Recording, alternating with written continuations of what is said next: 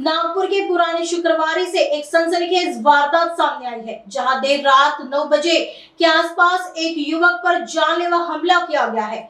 हमलावर सोनू ठाकरे ने सरेआम चाकू से कई वार किए, जिससे इलाके में दहशत का माहौल बना हुआ है। घायल नितिन शिमले बताया जा रहा है। इस मामले पर डीसीपी राहुल मदने ने जानकारी देते हुए बताया है कि घायल और आरोपी दोनों पहले से एक दूसरे को जानते थे। दिलचस्प बात यह है कि इन दोनों का नाम साल 2013 के एक मर्डर केस में भी साथ आया था। बता दें कि पुलिस ने आरोपी के खिलाफ मामला दर्ज कर लिया है और उसकी तलाश पुलिस कर रही है।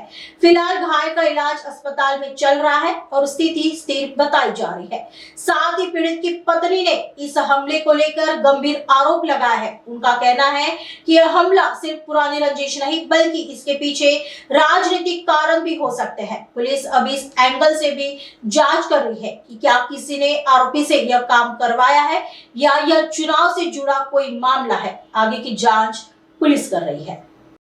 याच्यामध्ये जो जखमी आणि आरोपी हे पूर्वी सोबतच राहत होते किंवा सोबतचेच होते आणि त्याच्यामध्ये काल जी घटना घडली 9:15च्या दरम्यान जुनी शुक्रवारी या ठिकाणी ही घटना घडलेली आहे।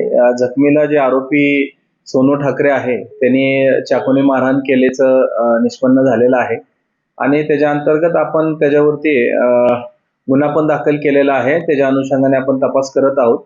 जखमी सध्या स्टेबल आहे, आउट ऑफ डेंजर कंडिशन मध्ये आहे आणि त्याच्या अनुषंगाने आम्ही आरोपीचा शोध घेत आहोत आणि त्याच्या मागचं काय कारण आहे, इलेक्शनचं कारण आहे का अन्य कोणी त्याच्या अनुषंगाने काही करण्यात आलं आहे, संबंधित आरोपीकडून कोणी काही त्याच्या संदर्भात करून घेतलेला आहे हा गुन्हा, या संदर्भात आम्ही इन्क्वायरी करत आहोत।